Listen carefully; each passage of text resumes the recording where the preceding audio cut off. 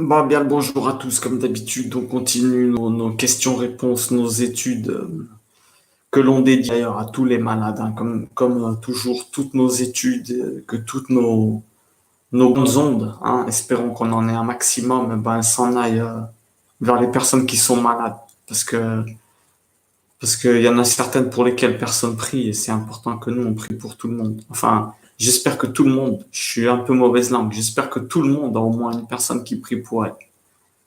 Et que nous, on soit la deuxième. OK? Bon, alors, question intéressante. On l'avait déjà traitée, mais on va la refaire parce que elle peut porter à confusion. Donc, grosse question. Comment faire croire quelqu'un en Dieu? Fais-moi croire en Dieu.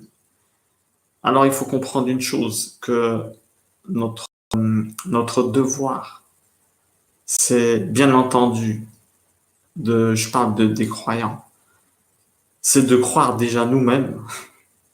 Et après, on verra comment on peut faire pour faire croire les autres. Parce que généralement, ça va pas se passer avec notre bouche. Mais bon, ça, c'est un autre sujet. Les gens, ils apprennent beaucoup plus avec ce qu'ils voient qu'avec ce qui sort de la bouche des autres. Donc, une petite question intéressante. Et on pourrait, comme il y a des maîtres qui ont cherché des choses qui pourraient scientifiquement et intellectuellement prouver l'existence de Dieu. Et très intéressant d'ailleurs, on fera peut-être un jour une étude dessus. On pourrait parler, à titre d'exemple, mais c'est pas le sujet, de l'électricité qu'il y a dans la tête. On a de l'électricité dans la tête. D'où elle vient? Le cœur qui est un bout de viande qui s'est pas arrêté de battre depuis que t'es né. D'où vient le générateur? Qu'est-ce que c'est que cette histoire? Un bout de viande qui s'arrête pas comme ça. On peut se poser plein de questions, mais bref, c'est pas le sujet. Alors, je vais reprendre l'enseignement d'un maître, qui résume exactement l'histoire de faire croire en Dieu ou pas. Je vais vous dire une chose, c'est impossible de faire croire en Dieu à quelqu'un. Et je cherche pas à, comment dire, on va dire, je cherche pas à faire croire en Dieu. Si d'un côté, je veux pas mentir, parce que c'est quelque chose qui apporte vraiment la vraie paix intérieure. Mais bon, comment dire, si moi je suis amoureux d'une femme, et je te dis, regarde comment elle est belle. Ça se peut que tu vas me dire, ouais, elle est belle. Tu vas peut-être la trouver belle ou par politesse. Si elle repasse dans une rue, je te dirai, comme elle est belle. Tu vas me dire, ouais, elle est belle. Si elle repasse une troisième fois, ouais, elle est belle. Je vais te le redire. Pourquoi? Parce que moi, je suis amoureux. Mais toi, au bout d'un moment, je vais te gaver. Alors, qu'est-ce que ça veut dire si je te gave? Ça veut dire que l'amour, en fait, c'est pas quelque chose qui s'impose. Et c'est pas quelque chose qui se, comment dire, qui se calcule. C'est quelque chose qui te tombe dessus, en vérité. L'amour, c'est quelque chose qui s'impose pas. Donc, comment on peut dire que, d'ailleurs, on remarquera que vous allez me dire cet exemple, il est bête, l'exemple d'une femme. Je peux pas te forcer à tomber amoureux d'une femme. Je peux pas te forcer à tomber amoureux de ma femme, quand même. C'est, c'est impossible. Donc, tu me diras, ouais, mais Dieu, c'est pas une femme. Eh ben, moi, je vous dis quelque chose, que du début à la fin de la Bible, c'est une question d'alliance. Qu'est-ce que ça veut dire? Dieu fait une alliance avec Abraham. C'est quoi une alliance? C'est un contrat de mariage, non, c'est ça. Donc, qu'est-ce que ça veut dire? Ça veut dire que, à la fin, les noces de l'agneau, c'est encore un mariage à la fin de la Bible. Tout le long de la Bible, c'est une question de mariage. Parce que ça veut dire que la relation avec Dieu, elle va ressembler à une alliance. C'est pas si bête que ça, l'exemple qu'on avait dit avant. La relation avec Dieu, elle ressemble à un mariage. Mari et femme. Mais attention, il faut savoir le comprendre, ça. On n'est pas en train de dire des bêtises. Alors, qu'est-ce qu'on peut dire? Eh ben, que je peux pas te faire tomber amoureux. Je peux pas te faire tomber amoureux de ma femme et de Dieu non plus. C'est pas une question d'intelligence. Je vais pas essayer de te convertir par ton intelligence. Je peux pas te forcer à aimer Dieu scientifiquement. Pourquoi? Parce qu'au pire, tu vas croire en lui, mais par peur ou pas, ou comment dire, ou par logique. Tu vas te dire, si je crois pas en lui, je suis cuit dans ce monde-là. Si c'est lui le maître, je suis cuit, je suis obligé de l'écouter. C'est le but contraire de ce que Dieu lui demande. Est-ce que toi, t'aimerais que ta femme elle t'aime ou ton mari par peur ou par logique? Si je suis pas avec lui, j'aurais rien. Non, non, non, non. Il faut pas que les gens qui croient pas, ils nous prennent pour des fous. Pourquoi? Parce que vous pouvez pas sentir ce qu'on ressent. Ils peuvent pas sentir ce que les croyants ils ressentent.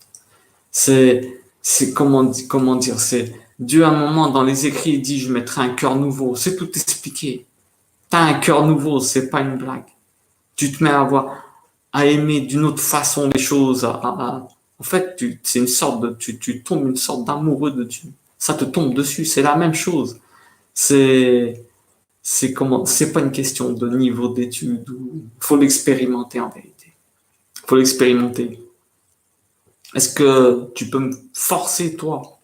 Je vais vous dire, hein, mes frères croyants qui essayent de forcer les gens à croire ou de faire des débats qui servent à rien. Il n'y a rien de pire que ça. Pourquoi? Parce que le pire péché qu'on peut faire, c'est d'éloigner les gens plus que les rapprocher. Dites-vous bien ça dans votre tête.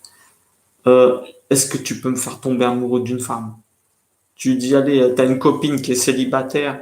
Moi, je suis célibataire et tu veux me forcer à tomber amoureux d'elle. Est-ce que tu peux? Non. Quelle est la seule chose qu'on peut faire? La seule chose qu'on peut faire, eh ben, c'est proposer un rendez-vous avec. Je te propose un rendez-vous. Je te propose, je te témoigne que c'est quelqu'un de bien. Je te témoigne que le bonheur que ça peut t'apporter. Mais je peux que te proposer un rendez-vous. Donc ça veut dire quoi? C'est impossible que je tombe amoureux si, d'ailleurs, hein, si je vais pas à ce rendez-vous, c'est impossible que je tombe pas amoureux. Alors qu'est-ce qu'on peut faire? Qu'est-ce que je peux faire pour te faire croire en Dieu? Bah rien du tout. Sauf te proposer des rendez-vous. Pourquoi? Parce que en général, les gens qui ne sont pas croyants, c'est ceux qui connaissent pas, ceux qui ont une mauvaise image, en fait, ceux qui ont une mauvaise image croyants par X choses qu'ils ont vues autour d'eux. Donc la seule chose, je te propose des rendez-vous avec Dieu. Tout est du gratuit, c'est-à-dire, tu oublies tout ce que tu as vu, tout ce que tu as vu, et tu prends la Bible, tu l'ouvres, et tu te dis, qu'est-ce que c'est que ce livre? Ne serait-ce que par curiosité. C'est le livre le plus vendu au monde. Il y a des personnes qui sont des lecteurs, eh ben, je vous conseille de lire, ne serait-ce que ça pour une question de culture générale, culture personnelle. C'est soi-disant le mode d'emploi du monde, par simple curiosité. Faut pas, ne faites pas comme la notice de la télé, vous la lisez pas et après vous savez pas l'utiliser. Ou alors on la casse, ou on l'utilise en sous-régime. C'est important. Lisez ne serait-ce que par curiosité. Et c'est gratuit. Après, ceux qui veulent aller plus loin, je vous propose un deuxième rendez-vous. Mais celui-là, en vérité, je le propose à tout le monde. Parce que on va tous, comme disait un sage, on va tous mourir un jour. Donc, il convient de se poser des questions pour qu'est-ce qui va se passer après, là. Ça serait, parce qu'on passe du temps de l'autre côté, hein. On passe beaucoup plus de temps qu'ici, hein. Non, vous n'avez pas remarqué? Les morts, il y a un moment qu'ils sont morts. Alors, il vaudrait mieux se poser la question, comment on peut investir dans ce qui se passe après au cas où il y a quelque chose. Donc, je vous dis juste une chose. Mettez-vous dans votre chambre, un jour, ou même ce soir, et demandez un signe à Dieu. Sincèrement. Même si vous êtes quelqu'un ou tu es quelqu'un qui croit pas, tu te dis, je te demande un signe, fais-moi un signe. Et donne-moi la sagesse de comprendre que c'était le signe et de pas croire que c'était un hasard. Parce qu'attention, Dieu, il va toujours, en fait, tu as le libre arbitre. Il peut pas te forcer à croire. Ça veut dire que même dans les signes,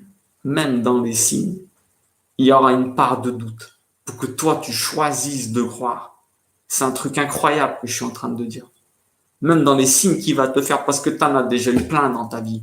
Eh ben, à chaque fois, tu as une petite voix dans ta tête. Quand je dis une petite voix, c'est une idée, hein, c'est pas quelqu'un qui parle. Quand tu vas avoir une petite, ouais, mais c'est peut-être un hasard. C'est normal que tu as ça. Pourquoi? Parce que sinon, on passe de intelligence à foi. La foi, c'est de croire que c'était lui. On te demande d'avoir la foi, c'est un autre sujet encore, mais c'est important. Demande-lui. Tu crois pas, il n'y a pas de problème. Demande-lui un signe. Demande-lui un signe. Et demande-lui de, d'avoir l'intelligence et la clairvoyance de te dire que c'était pas un hasard. Parce que tu en as déjà eu plein. Analyse ta vie, des situations qui se sont résolus, tu sais même pas comment. Tu as jeté un CV au hasard, il a porté ses fruits. Observe bien ta vie. Observe bien ta vie parce que je vais te dire un truc. Hein. Euh, quoi qu'il en soit, je peux pas te faire croire en Dieu. C'est une expérience personnelle, profonde, je crois que tu as compris. Mais la seule chose que je vais te dire, c'est que c'est un amour tellement énorme que ça te bouge tous les trous que tu as. Tous les trous que tu as. Vous savez, toute cette paix là qu'on cherche des fois, et ben, il n'y a que là-dedans que tu la trouves. Il n'y a que là-dedans où tu trouves des réponses à toutes les questions que tu te poses. Je te promets. Tu prends, tu lis et tu verras la différence. Il y a un sage, il disait, il y a des réponses à tes questions, elles peuvent être que dans ce livre. Et je vous promets qu'il avait raison. Je vous promets qu'il avait raison. Pour finir, t'as vu, je vais te dire une chose, hein. Que tu sois croyant ou non, comment dire, que tu aimes Dieu ou pas. Moi, je vais te dire une chose. Lui, il t'aime. Lui, il t'aime, croyant ou non croyant. Qu'est-ce que ça veut dire? Ça veut dire que tu es son enfant. Donc, c'est normal qu'il t'aime. Alors, moi, je te dis une chose. Va au rendez-vous, hein, et je te promets, il n'y a qu'un seul truc qui est sûr. Je peux pas te faire croire en Dieu, mais fais ce que je t'ai dit. Prends un rendez-vous avec lui. Dans les écrits, demande-lui un signe. Et je te promets que tu vas le trouver. Je te promets que tu vas le trouver.